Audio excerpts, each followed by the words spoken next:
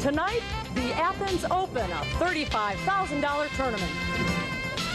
Hello, everyone, and welcome to Showtime Bowl. I'm Leandra Riley. And when you're in Athens, Georgia, the common saying is, how about them dogs? But tonight they're saying, how about them southpaws? That's because 4 of our qualifiers for the TV tournament are lefties.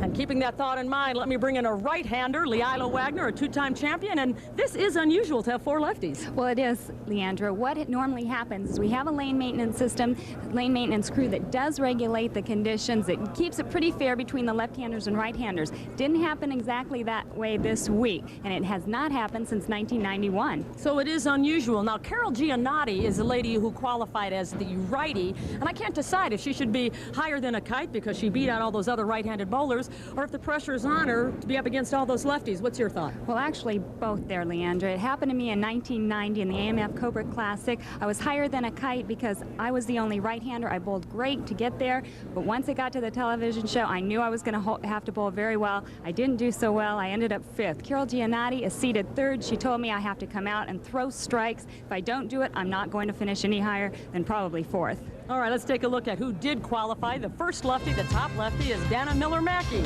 In the number 2 position, it's Aleta. The number 3 seed, as you said, is our righty, Carol Giannatti. And when we come back, we'll have our opening match. It will be Sue Nydick against Tish Johnson. So don't go away. Bowling coming up here on Prime.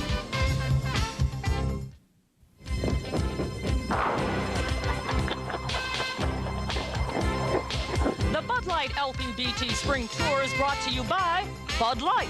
If you want great taste that won't fill you up and never lets you down, make it a Bud Light. And by Brunswick, home of the winningest pro on the tour, the Brunswick Rhino Pro.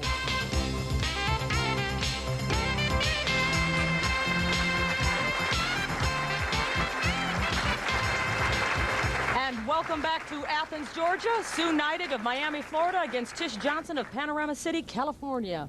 And you are looking at Tish Johnson with a tournament average of 223. Tish has not really fared too well, Leandra, in the opening match positions. She has 18 career titles, none of which have come from the number 4th or 5th seed.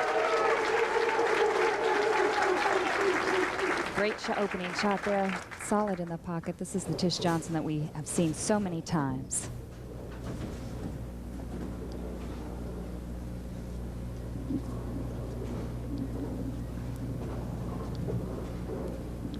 Sue Nydick in her 13th year on the tour.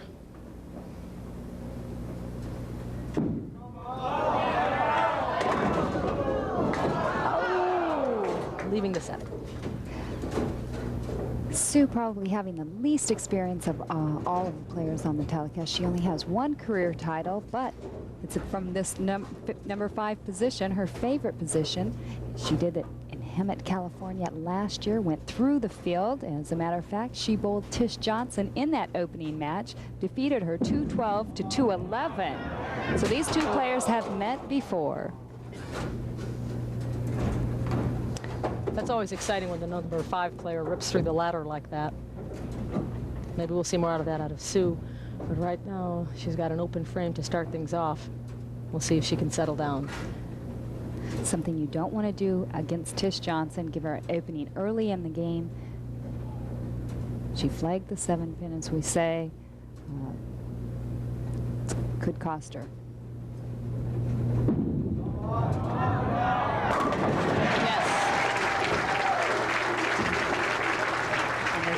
She overcame her opening shot. Already a little disappointed, though, as she shakes her head and she sits down. She knows that something like that, you do that, you're just not going to go through the field missing spares.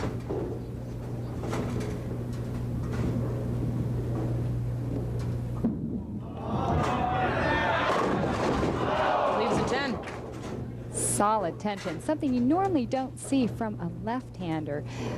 Equivalent to a solid 7 on the right side. Actually, the 6-pin just flying over the 10.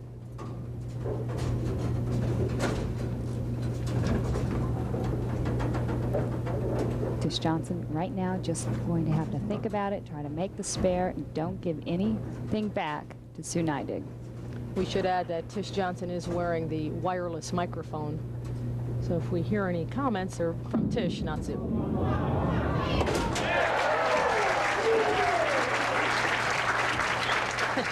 And Tish Johnson gives that ever familiar safe side. Safe side. Tish made some changes in her game this week.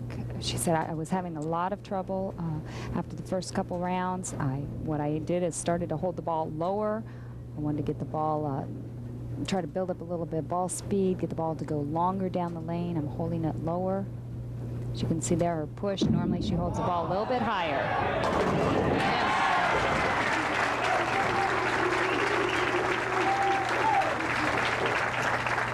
So Tish with strike, spare strike, takes the seat as Sue Nydick steps up on lane 20.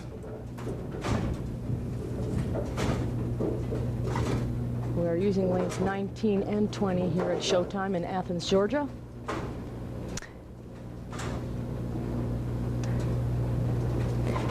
Sue Nydick averaging 240 on this pair. Very high scoring pair for the left-handers, as Tish Johnson averaged a 239 on basically a 240 as well. Tish, little joking around down there, as Sue Nydick almost left the 7-9. That usually means that the ball didn't quite finish hard enough, but she barely got the 7-pin out. She was fortunate really only to leave the 9-pin. It's a little embarrassing for the player if they're left-hander, they leave a 7-9, or a right-hander to leave an 8-10. It sort of means you forgot to rotate the ball with your fingers a little.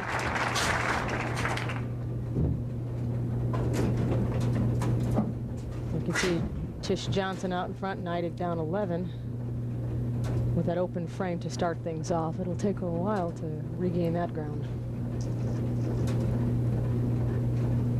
She struck last time on lane 19. She needs to do it again right here. Sue Nydick also holds the ball extremely low. She gets it.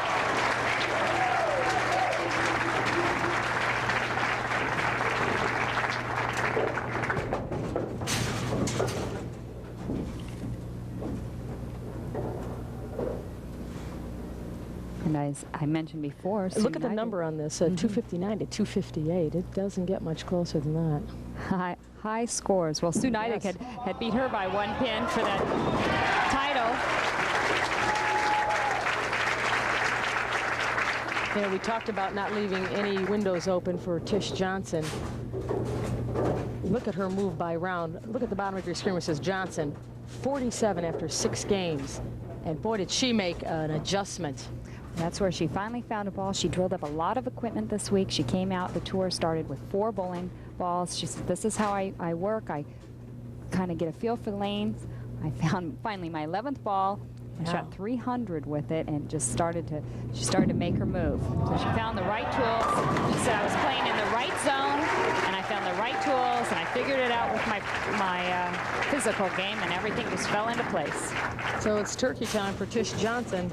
That's interesting, going through 10 before she found a happy 11th. You can see here that lowered push away. And Tish Johnson swinging the ball out to the channel, ball driving back very, very hard. You'll see both the right-handers, Carol Giannotti, and the left-handers playing that extreme outside line. Sue Nydick basically tugging that ball across her body.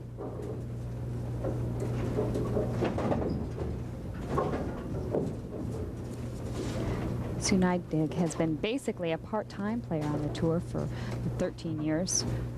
She started to pick up the tour a little bit more full-time here in '93. I think after she won that title last year, it gave her a little bit more momentum to really come out and compete more often. And I think because of it, she was the 1992-93 Miami Herald Bowler of the Year.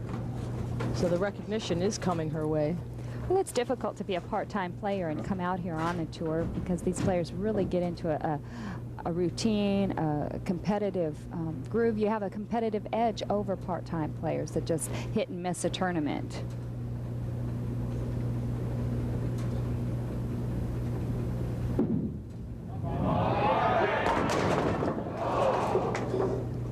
And has is a strong 7 there. You can see the difference in these two players' games. Tish Johnson, very, very powerful finesse player. Sue Nydick, more of a stroker, just really doesn't get a lot of hitting power on the ball, but very consistent, just strokes through the ball very evenly and a nice smooth pace.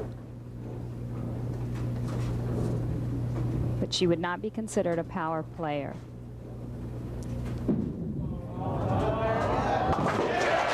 She picks up the spare, but Tish Johnson definitely in control in this opening match here in Athens, Georgia. We'll be back with more bowling. Don't go away.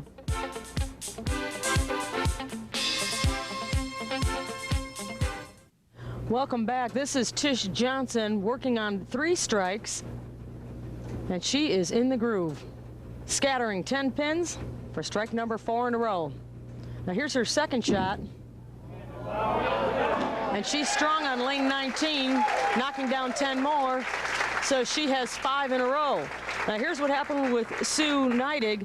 As you can see, she had the open frame in number 7, picking up just 9 pins, but then when she moved back to lane 19, she knocked them all down for the strike. And now we're back with Tish Johnson in the 8th frame. Working on 5 strikes in a row. She can go to the wall for a 280 game. Looks good. She's getting her revenge against Sue Nydick from Hemet, California last year. And this might be the night for Tish Johnson to win her first title from an opening match. Have to see if she can continue this type of bowling.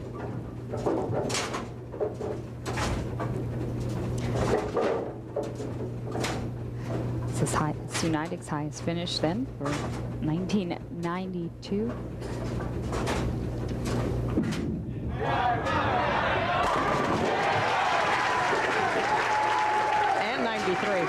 Yeah, or I should say 1993, right? No, she won that title. That's in right, 92. So, all right. I tried. I keep losing track of what year it is. Well, this is the first stop on the spring tour, and Sue Nydick just hasn't found her groove, but this lady, Tish Johnson, certainly has. The players have been off since about the second week in March, where the winter tour ended, and now we are back again with 5 consecutive events. Then they will be off most of the summer and back again in the spring or fall. And for Sue Nydick, she has just really been unable to hit lane 20. Lane 19, yeah, it's really been a problem. Pretty well lined up on lane 20. She has left splits, missed spares. And you cannot do that and usually win a match. So she can do the number 3, no trouble there.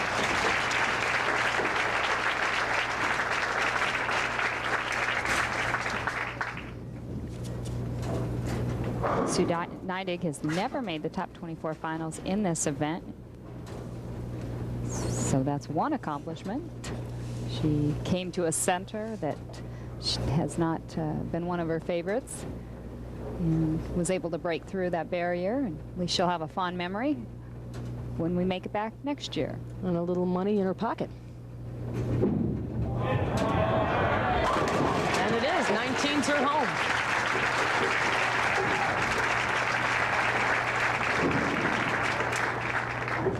Best possible score Sue Nydick can shoot right now, 184. But Tish Johnson is just blowing the lights out of the building right now, shooting 280 pace if she steps up and throws 3 more strikes. Adding that to the 7 in a row she's working on. 1 spare in the second, and after that it's all strikes for Tish Johnson. Let's see if she can strike out here. Well, Carol Giannatti knew she was going to have to come up and throw strikes in order to possibly advance. And if she has to go up against Tish Johnson, and which she does have to go up against Tish Johnson, that's exactly what she's going to have to do. She's going to have a Tish Johnson type day. Something we talked about there in the opening, Leandra, is the fact that there are 4 left-handers versus 1 right-hander. This is unusual for them to have 4 left-handers on 1 pair of lanes. They will see a change in their condition throughout the night, whereas normally they don't usually see that quite drastically. Talking to Dana Miller-Mackie, the top seed, she said, I have to be aware that with the amount of bowling on my side of the lane condition is going to change. And that's something that they're not used to, really making that big of adjustments that quickly. So we'll have to see how Tish Johnson reacts if the lanes start to change on her side. So 181 is the final score for Sue Nydick as Tish Johnson goes for the 8th in a row. And, oh, gets a strong 10. And the string ends at 7. She said, that's all right. I don't need it. She sure doesn't. Tish Johnson really likes to play with the crowd. She usually, when she's winning, she's very friendly with the public and likes to get them involved.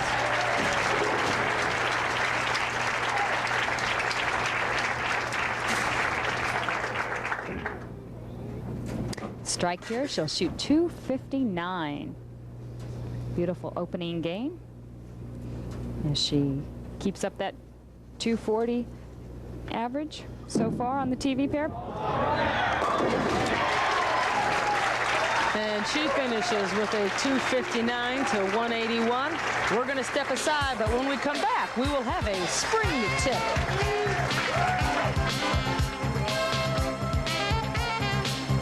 You are looking at Carol Giannotti, the only right-hander in our stepladder tournament. She hails from Perth, Australia, and she'll open things up in our second match.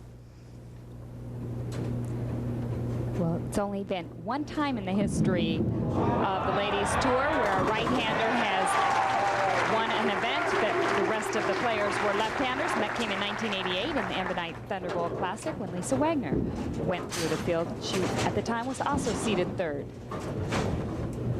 A breakdown of the lane for Tish Johnson. Apparently, she likes both lanes quite well. Yes. 5 strikes on lane 19, 4 on lane 20. Talked to the players during the practice session. They seemed to tell me the lanes fared pretty evenly between lane 19 and 20. Sometimes we see a big variance between the 2 lanes. Dana Miller-Mackie, our tournament leader, told me they were reacting pretty close to the same way. Tish Johnson, a consensus bowler of the year for 1992. Leaving the door open. A rough start for this second match, but that certainly hasn't been the story this week. 300 games.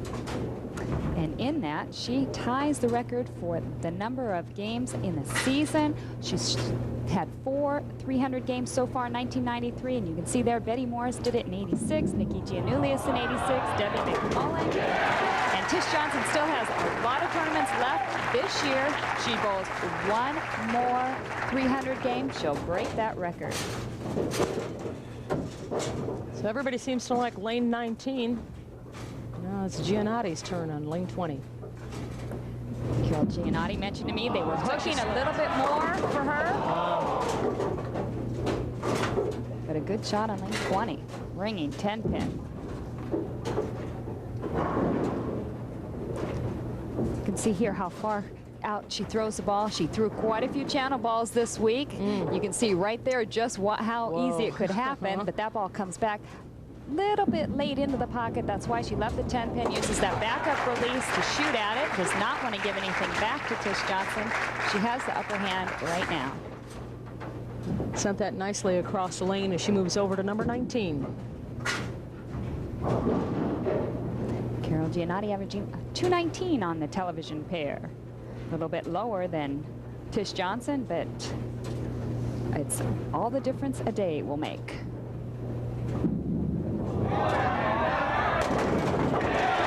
She does walk that line, I'll tell you that. Carrying a very light hit. Giannotti was the runner-up bowler of the year for 1992. A superb race we had in the fall between these 2 players. Carol Giannotti just dominated the fall series, but Tish Johnson did so well. Just hang in there and give her a run for her money. Tish Johnson ended up being the victor, being the bowler of the year, player of the year. Carol is the runner-up. Look at how low Tish Johnson is holding the ball. This is what she's been trying to work on. Very fluent arm swing, cupped wrist. Look at that knee bend. Very, very deliberate. Just smooth as can be.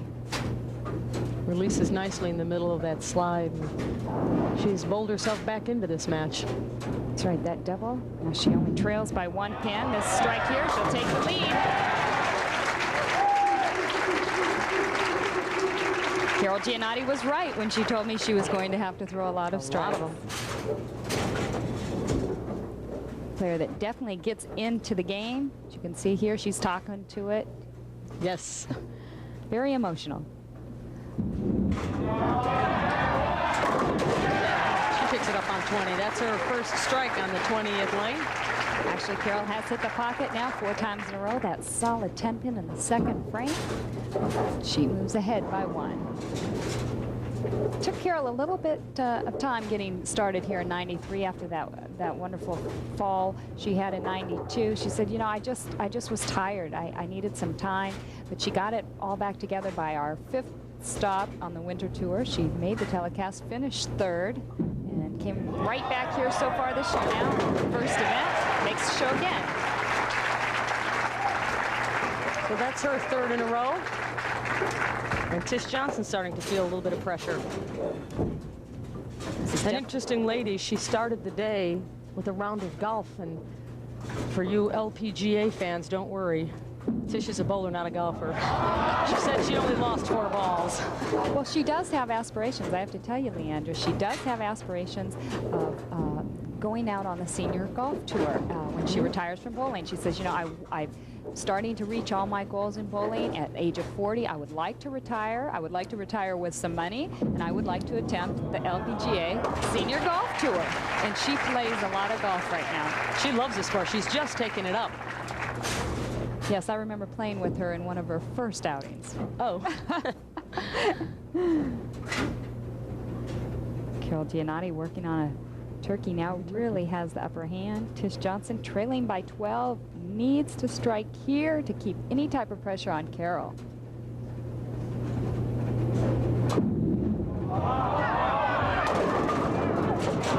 Leaves the 7. It appeared she got out of that ball a little bit early. She wipes off her hand. She just did not quite get the pin action, the lift from the fingers to get the ball into a hard roll that we've seen when she was striking. She's switching balls now to shoot the 7 pin, going very direct, straight at it. Yes. And dead-eye aim knocks down number 7 for Tish Johnson, but she is still in trouble here as Giannatti leads. We'll be back with Carol Giannatti. Stay with us. You're looking at Carol Giannatti, her 6th season on the Pro Tour, and she has just made her 4th strike in a row and is starting to take control of this match over Tish Johnson. Well, if the past tells anything about the future, Carol Giannatti has averaged 243 against Tish Johnson in previous television matches. Right now, she's got 4 in a row, shooting at a 220 pace. Tish Johnson is only shooting at a 2-0 pace. Carol Giannatti, also one of our only top 5 finalists, who has made it back into the telecast again this year. She made the finals last year. And if you're just joining us, Carol Giannatti is the only right-hander in the stepladder tournament. Tish Johnson eliminated the first lefty, Sue Nydick, in the opening match, and here she's facing Giannatti, the number 3 qualifier. I'm Leandra Riley, along with Leila Wagner. We're in Athens, Georgia, about an hour and a half by car outside Atlanta, right next door to the University of Georgia. Much stronger shot here. She really got a lot of turn on the ball. This ball created a lot of power, a lot of rotation. 10 pins all in the pit. No chance of a 7 pin.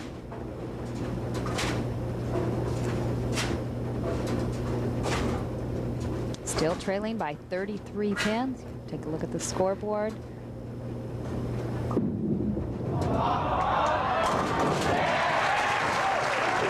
She's not acting ruffled yet. Still a couple of frames to go. Tish Johnson, a possible 247. So you're right, it's not over yet. Carol Giannotti needs to continue to strike. And that far outside line she's playing, I don't want to jinx her, but you never know. Oh, 10. Bringing 10.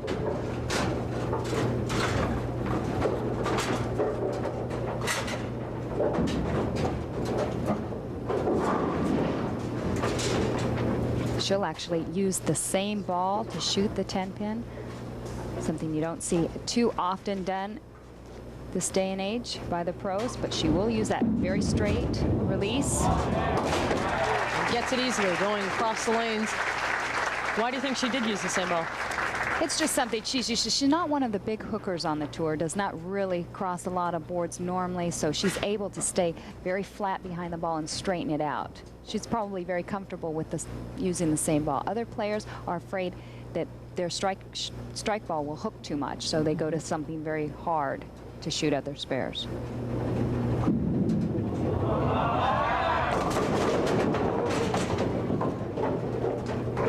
Get some late action there, leaving one, so. Really got a big break there. That ball cut through the heart of the pins. Could have left a disastrous split for Carol Giannotti. This ball just took a sharp left turn, and she was like, whoa. A little body English there, or a little body Australian, maybe. She's opened the door up for Tish Johnson, because two right spares now, there. Yeah. That's right. She can shoot 248. Tish Johnson can go to the wall for 247. Big frame right here in the 9th for Tish Johnson.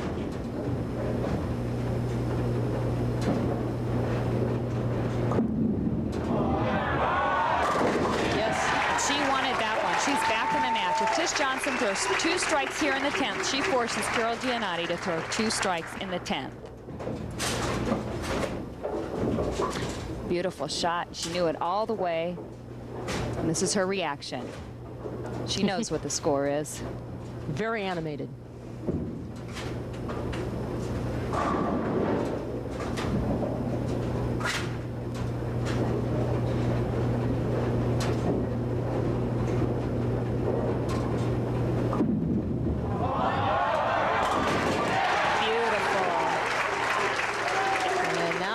Tide seems to be shifting. 2 solid 10 pins there. Only really 1 errant shot by Carol Giannotti. It came, though, at a very critical time, that 9th frame. Especially after the 8th frame. But she's not out of it. Right now, Carol Giannotti is still in it. Tish Johnson, 2 more strikes, forces Carol Giannotti to get 2 strikes and 9 to win. So Johnson has 4 strikes in a row. This is her attempt at 5 in a row, and gets it. Take that back what I said. Carol Giannotti will need all 3 to win. 2 strikes and 9 will tie. She's got everything going on this ball. They're carrying the light wall shot. A lot of revolutions. Pin count very important on this ball right here.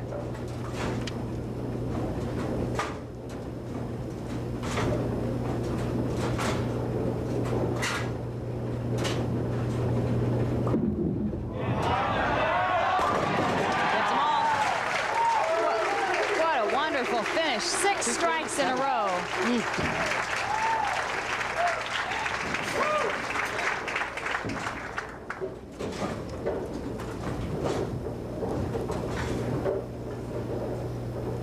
I'd like to take her blood pressure right about now. She doesn't take much time normally. It doesn't take it again. Uh-oh, there's trouble. Really did not take time through it. Very, very slow and not very aggressive for Carol Giannotti. Let's take a look at exactly what happened here. The ball did not go far enough out to the right. We've seen the ball go all the way out almost to the channel. That ball did not go far enough out to the right. What made that hard break back. It leaves the frame open. What a turnaround this game was. Wow. Well, that's why we play all 10 frames. All right, we're going to step aside. We'll be back to show you some of the other finishers. Don't go away. Our coverage of the $35,000 Athens Open continues after these messages. And it's a 1992 Bowler of the Year that will start things off in our third match. Tish Johnson bowling 259 in the opening match, 247 in the second. She starts things off against Aleta-Sill. And look here, lane 19 has now turned out to be one of her favorites. 11 strikes, lane 27 strikes. Once again, she has never won a match from that won a title from the opening match, but so far she is well on her way. Only 2 more to go, and she could be our titleist here. Aleta-Sill taking a re-rack. The players are allowed 2 re-racks per game. If they would like another, they would have to request it from our tournament director, Paul Vidad, who would then okay it or disallow it. Apparently, let's take a look. Pins look pretty well on spot. Apparently, Aleta-Sill thinks so too, as she's chosen to bowl. She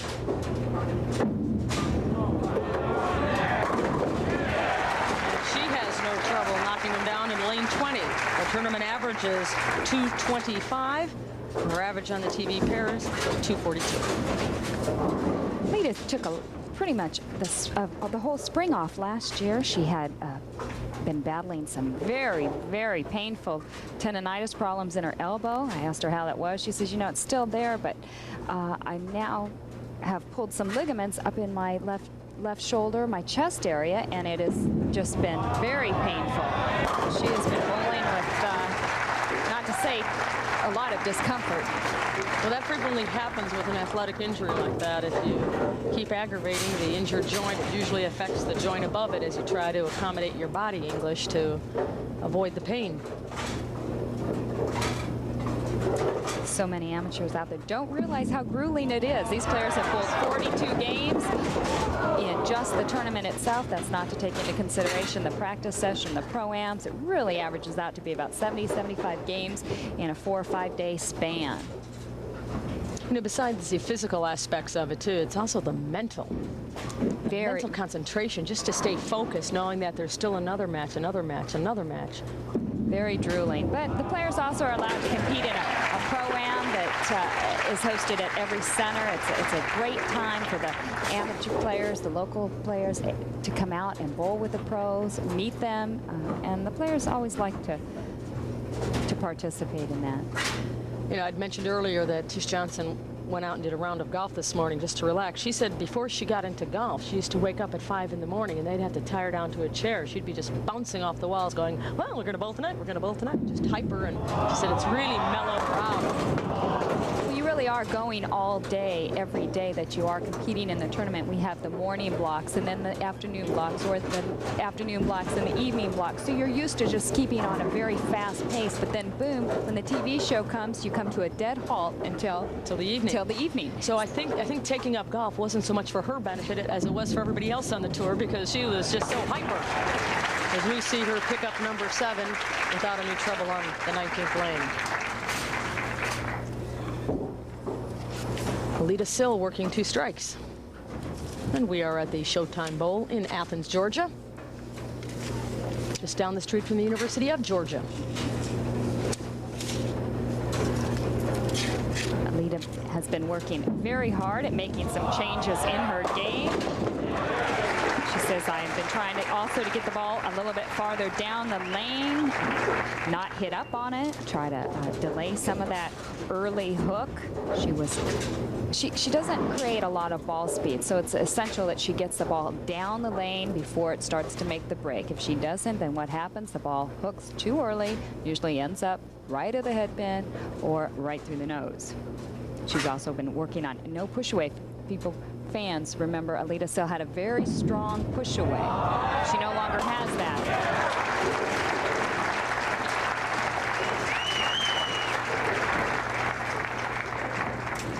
We'll take a look at her ball reaction. Watch the power that these balls are hitting with. And her reaction, she's saying, hold line, hold line. And it didn't. Tish Johnson still struggling on number 20.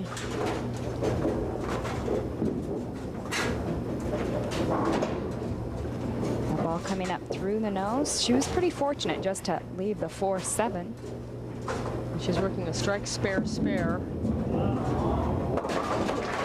And that's That's her third spare in a row.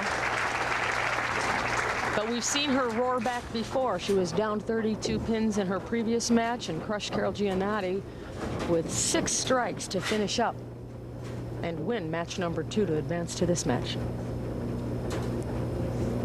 These two players have met 9 previous times in our television series. Tish Johnson is trailing 4-5. So she'd like to even out the numbers, even out the odds here, but Aleta-Sill says, no, I've got 4 in a row. And here are the results from the Pro-Am. Tracy Picklesheimer, William Polly, and Krista Todd. Tracy and William each getting $500. Krista Todd getting the trophy. Congratulations to them, the Pro-Am winners here at Showtime. And Aleta-Sill taking her second re-rack early in the match. And both on lane 20. Both on lane 20. Apparently she does not like the way the pins are setting. She knows whereof she speaks. Aleta-Sill, a very, very dominating force on the tour when she first came out. Let's take a look at her game. There's that shortened push away, but still a little bit of a crooked elbow here. She's not taken that out of her game. Stays with the ball nicely, good knee bend. And here's the result, right in the pocket. As I was mentioning, she started out her career very strongly. She hit the tour. But so far in the past 2 years, she has not done well. So Aleta-Sill just really knocking the pins down, very much in control here in Athens. And we'll be back with more of this match. Don't go away. Our coverage continues here on Prime. Welcome back to the Showtime Bowl. I'm Leandra Riley along with Leila Wagner, and Tish Johnson during the break elected to take a re-rack on number 20, as did Aleta-Sill twice already in this match. And evidently it worked. So Tish Johnson working on 2 strikes, but she is still down 43 pins. Remember, the last match she was down 32 pins at this juncture and roared back to win it. So far, Aleta-Sill would have to basically really fall apart. fall apart. But Carol Giannotti, unfortunately, did that as well for her. All right, it looks like she's found her groove and gets the turkey. Carrying the light shot. As I was mentioning about Aleta-Sill in her glory was really 1984, 1985. She was the Bowling Writer Association Woman Bowler of the Year. She also held the Pro Grip Cup high average in those 2 years. So she's really been struggling lately for the past couple of years, and that's why she decided to make these changes in her game, not only the physical ailments, but just the game itself. She did not feel she could compete out here. And the door opens just a crack as she leaves number 7 up for her first miss. 6 strikes in a row for Aleta-Sill.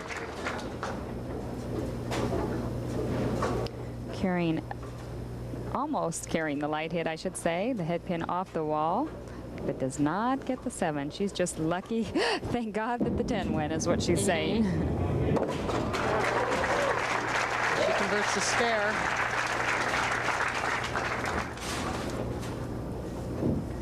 Finishing very well in the Bud Light Samstown Invitational. She was seeded 2nd, lost to Robin Romeo, though, ended up 3rd. Tish Johnson had actually went on to win that event. Both of these players obviously liking Bud Light tournaments. Aleta-Sill does quite well from the number 2 position. She's been there several times. 9 and 7 from that position. Oh, no. And has 4 titles. But right now, that was a big opening that Tish Johnson was actually hoping for. Sure, and it happened at the exact same time, too. 7th frame. When the lanes are hooking and you're using balls that really react when you hit the dry area, this can happen to you very easily. If you just let up on your speed or just not get it out that extra board, it's going to come darting through the nose, and that's exactly what happened to Aleta-Sill. So in the 7th frame, she gets a spare. The 8th frame is now open. Tish Johnson sees light at the end of the tunnel. Right now, Tish Johnson can go shoot 257. She has completely closed the gap. Aleta-Sill could only shoot 255. This would be an amazing comeback, and Tish Johnson knows it. It just doesn't get any better than this. The roaring comeback in the last match, and now she's on the move this time. Well, she has the upper hand right here. Look at this. Beautiful strike. And look at Tish. She is really getting into this because she knows that there is no way Aleta-Sill at this point can shut her out. Tish Johnson has the upper hand. Key shot, 9th frame.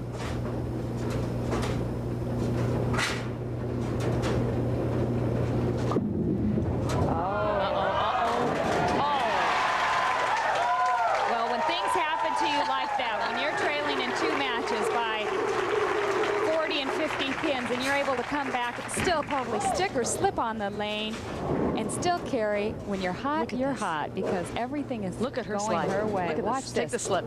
Woo! And yet she still strikes. She walks the line and gets the strike.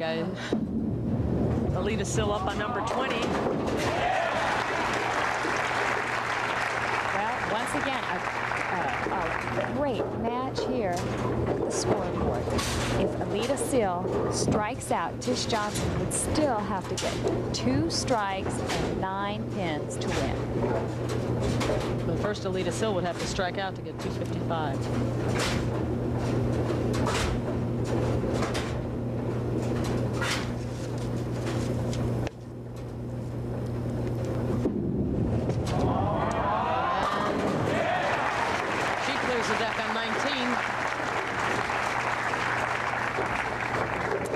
Meanwhile, Tish Johnson taking her second re-rack on lane 20. She's sitting directly behind the pins, so she's able to stare at them, realizes they're not exactly on the spot she wants. Does so when Aleta-Sill is not bowling to not distract her.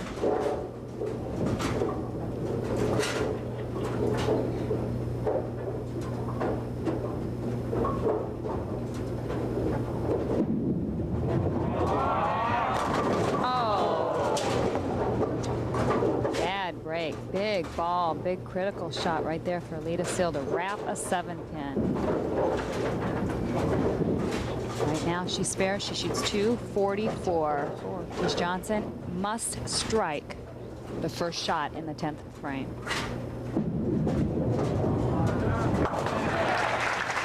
Picks up the spare to get the 244. A lot of pressure on one shot, but this is a lady who certainly can handle it. Nothing but strikes since the 5th frame. And now she needs one in a big way.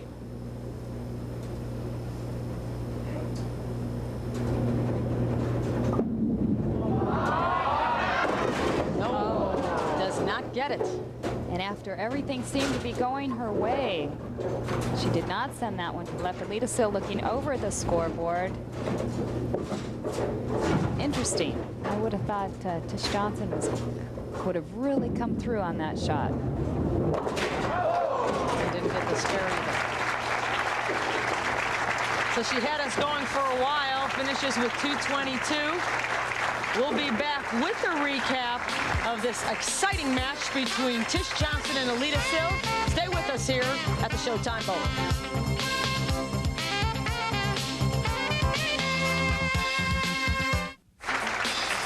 We are back at the Showtime Bowl in Athens, Georgia. 67 women began this tournament, and now we are down to the final 2. You are looking at the top seed, Dana Miller-Mackie. And she would like to end a very long drought in her career. Only twice has she won from the number 1 position, 1984 and 1982. So it's been a long time since she's won it all. Both of these players, or I should say neither one of these players, has seen the winner's circle in 2 years. And the last title Dana Miller-Mackie won came in New Orleans, Louisiana. Or I take, excuse me, that's Aleta's title. The last title Dana Miller-Mackie won was in Adelphi, Maryland, where she defeated Aleta-Sill 191 to 188.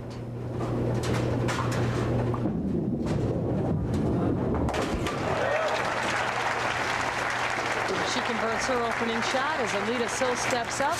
Aleta had a lot of complaints about lane number 20 re-racking twice and giving it the evil eye. But as far as the strikes go, they appeared very even, didn't they? Yes. But But that may have been the great equalizer, her fussiness about how the pins were racked. Then we noticed Tish Johnson started doing it.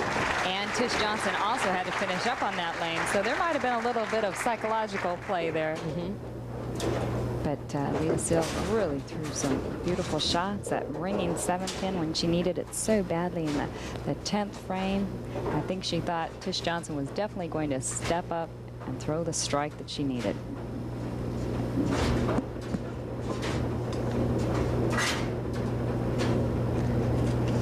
Aleta wanted to mention that her granddad, Steve Zook, is recently out of the hospital. And, she's been thinking about you, and she said it was pretty serious, but now he's on the mend. And right. So Grandpa Zook in Dearborn, Michigan, here's to you.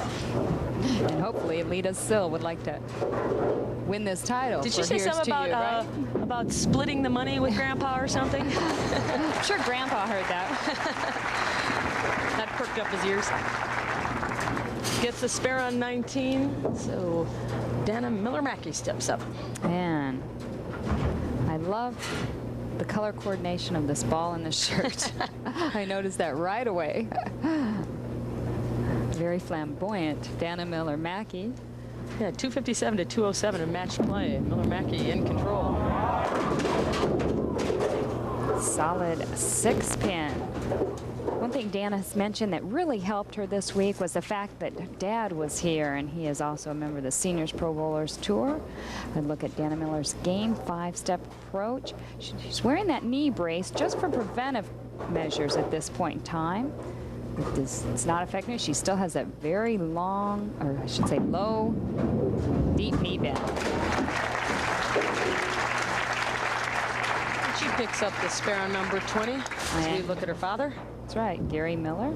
I can mention a member of the PBA, as well as her brother Mike Miller is a member of the PBA. Her mother was on the tour for many years. The whole family, a very big bowling family. And as a matter of fact, Dana Miller-Mackie really did not start bowling until she was about 21 years old. So she took the sport up very late in life. And that is unusual. If you take a look at all the player bios, you'll see that everybody started 10, 11, some kids younger, but for the most part, it was all a childhood development. So it's unusual to see someone start as an adult in the sport. But obviously you can do it. She's a success story. That's right. She's the 1983 and 1990 U.S. Open champion. She has never been the player of the year, though. I think this is probably one of her biggest goals. She says, I just feel like I'm in my prime right now.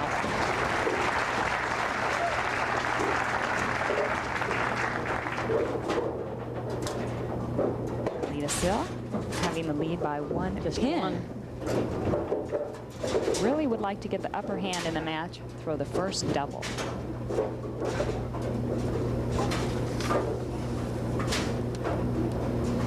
How important is that then to have the first double? She's working strike, spare, strike. I think if she catches the lead here by 11 with this strike, she really applies the pressure early on to Dana. Dana is a little bit cold. These lanes have changed somewhat from the time that she was able to practice on them, say an hour ago. There's got to be some carry down amount of the conditioner being carried down the lane by the balls carrying it down, the amount of bowling on them. Especially with everybody being lefties. Exactly. I mean, Giannotti was out there for the right side, but...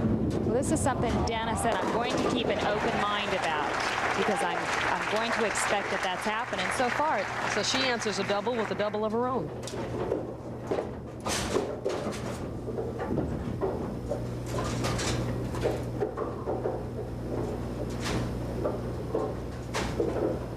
you can see there, as you mentioned, 84 and 82. right, 2 titles from that #1 seed, whereas Aleta has been there 17 times and has 9 titles from the #1 position.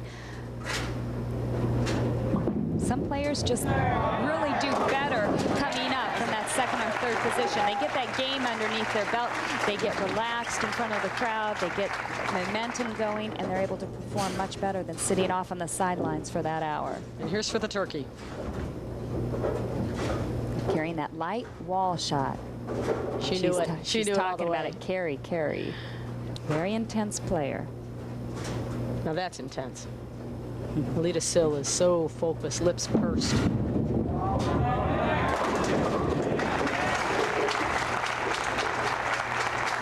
high scores in match play throughout the week, with most of these players averaging over 225. That was the average it took to make the television show.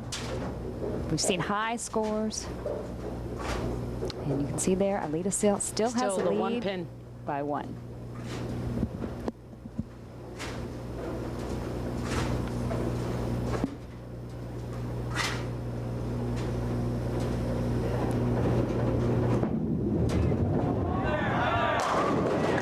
Beautiful shot. So that's 4 in a row for Aleta-Sill. Only has 1 spare, 5 strikes. That spare coming in the 2nd frame. One thing Dana Miller has been really trying to do, I should think Dana Miller-Mackie, she's still carrying that maiden name, has been really trying to do is not to help the ball. She said, let the lane take it. So many times in a pressure situation, you also want to try to give it a little extra help. It's the flat 10.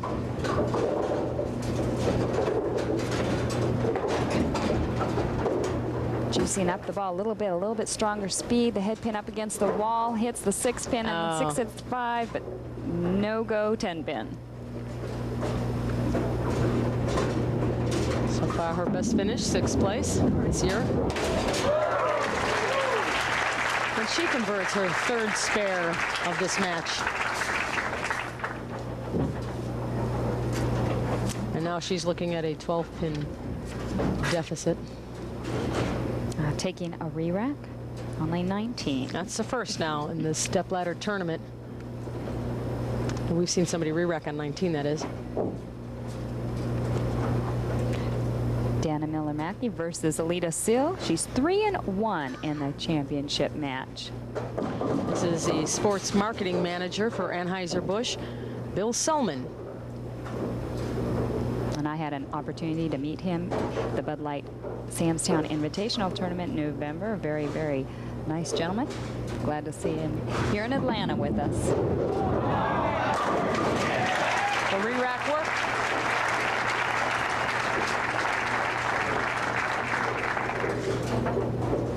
Right now, Aleta-Sill can increase her lead by 22 pins. 7th frame. Does that influence you when you're out there bowling if the other player re-racks? Does that affect your game at all? Not really.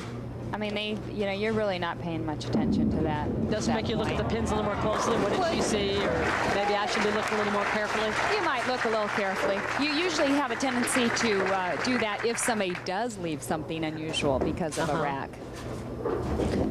See here, look at how late her ball is breaking into the pocket. It's virtually going probably 35, 40 feet before it's actually making a break.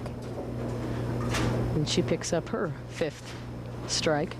Remember, it's been 2 years since this lady has won a title. Really thought about giving it up because she said with the way my game was going, I was not able to compete out here. I had to make some big changes in her game. She even told me, I don't even feel very confident this week with the changes I made. It was just fortunate for me that the lanes were conducive to my game, and they had a little bit on the easier side, a nicer scoring condition for me because it allowed for some errors.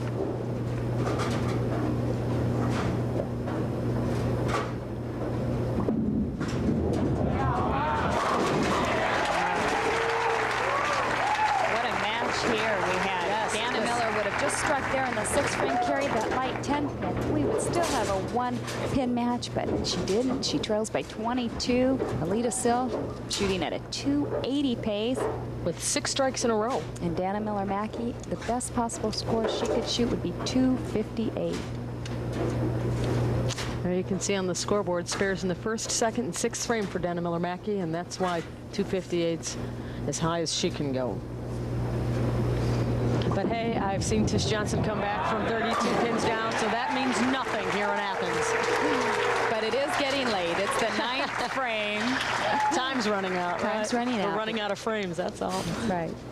Aleta-Sill. Although it was the 6th frame that she was down 32 pins. That's right. And that game against Carol Giannotti as well. She was trailing, and it was about this time of the game. So we'll have to wait and see. We'll see how Aleta-Sill responds. That's going to be the big indicator as she takes a re-rack on number 20. She's utilizing those 2 re-racks that she is allowed per game. For the evening. I believe that's her third re-rack, on all are on lane 20. On the break that Dana Miller-Mackie needed right there. Even though it wasn't an open, just the fact that she broke the string of strikes. Coming up just a little bit high. Aleta still leaving a 6-pin. Can now shoot a 259 if she would spare this and step up and strike in the 10th. We have had some wonderful matches this tonight. doesn't Three get much matches closer. have gone down to the 10th frame. And it's interesting, people so much in control opening the door like that. Well, that was a pretty good pocket shot. Just That was good. was not able to trip out the 6. There you can see, if she were to strike out, she'll shoot 259. Dana Miller-Mackie can shoot 258.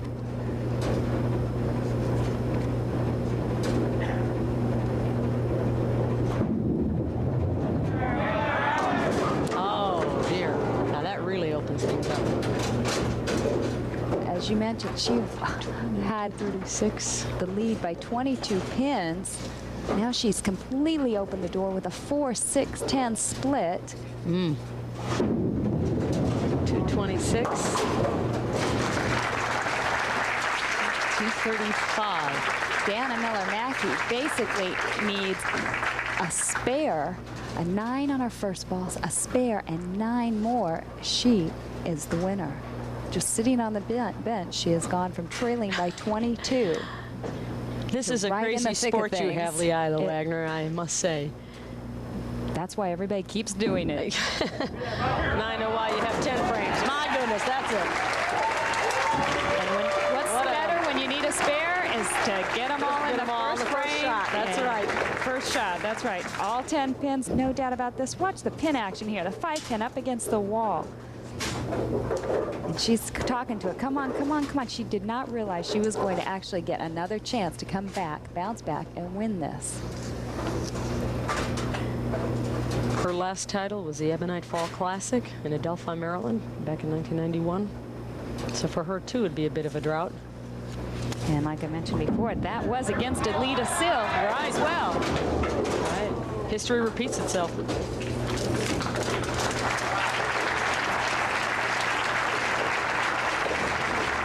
Spare here, shoots 247. Nydick-Sill shooting 235. Can only shake her head. What a finish.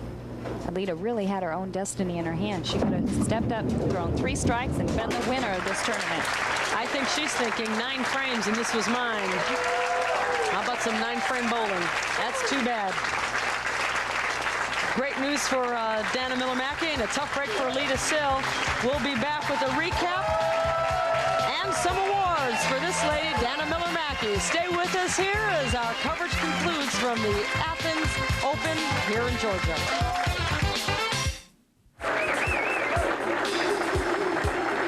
Dana Miller-Mackie is smiling, and well she should. Listen to the crowd. Did she give them a show? What a comeback against Nydick-Sill. Final score 247 to 235.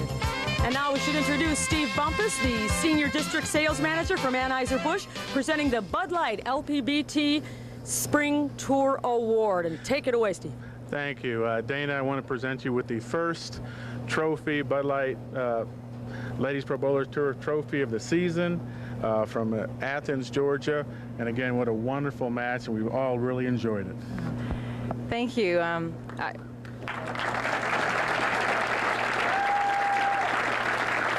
I'd just like to say thanks to Budweiser for sponsoring our spring tour, and to Sunny Carr here at Showtime Lanes, and all the wonderful employees that came out and supported us all week. It's been a terrific tournament. Staff, everybody's been wonderful. We had a wonderful barbecue at Sunny's house. It's been a terrific week. All right, and now we should introduce the proprietor here at Showtime Bowl. This is Sunny Carr, and with him is Carol Snell, the manager here at Showtime, and they have another presentation for Dana. Dana, on behalf of Showtime Bowling staff, I'd like to present this great trophy to you. For a great week of bowling, you've not only bowled great tonight, you had a super week all week, and a lot of people were really pulling for you. So I'd like for you to read this inscription if we got a little bit of time. I think it's fantastic. This is written by Carol Snell. So if you'd like to read this, would you do this? All right. It says, 1993 Athens Open champion. As a diamond is created, near perfect and free from flaws, highly valued by all as a precious jewel, so is victory. Showtime Bowl, Athens, Georgia. Thanks, Sonny. Okay, thank you. That is beautiful. And now the big payday. Carol Snell's the money lady. Check up here. Congratulations. Thank you. Great week. Feel free to speak right up, Carol. Let's hear it. I'd like to congratulate Dana. It's been a great week. We've appreciated her bowling. We've watched her. It's been wonderful. And good luck always, Dana, and God bless you. Thank you. Thank you, Carol. And this is one rich lady, not only in her bowling skills, but in some of the hardware and cash she has picked up. We'll be back with some final thoughts from Dana herself. Leila has some questions. Stay with us here in Athens.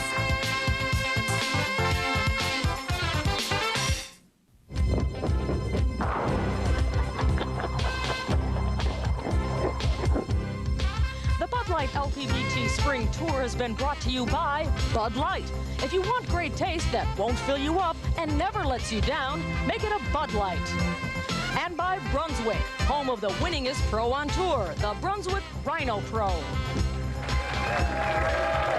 Well, we certainly had all of the ingredients for great bowling.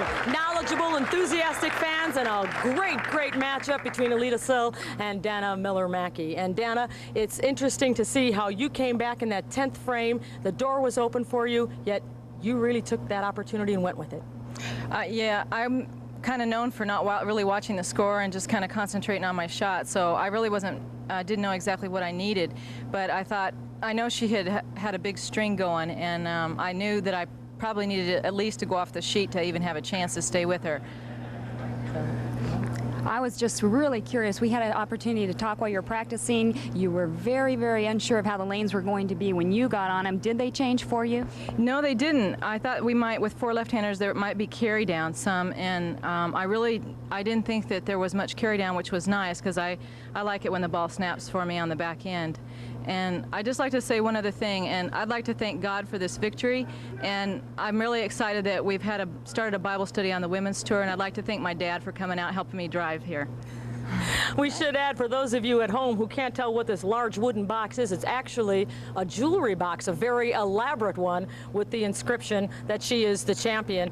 247, 235 the final score. Tish Johnson was really bowling a great game a little early, got eliminated. Your thoughts on the earlier matches as they led up to you in the step-ladder tournament? Well, I was on the practice pairs. I was a little nervous because there didn't seem anybody that wasn't off. Everybody was stringing strikes, and I thought, oh my gosh, you know, it's one of these where I'm going to have to shoot a telephone number to win, and I was a little bit nervous. Sometimes the final match is anticlimactic, and I just wanted to make sure that my dad said just stay aggressive, and stay aggressive, especially on my spares. And that you did. Very aggressive, and it was anything but anticlimactic. So for Leila Wagner, I'm Leandra Riley. Congratulations once again to Dana Miller-Mackie, the winner of the $35,000 Athens Open.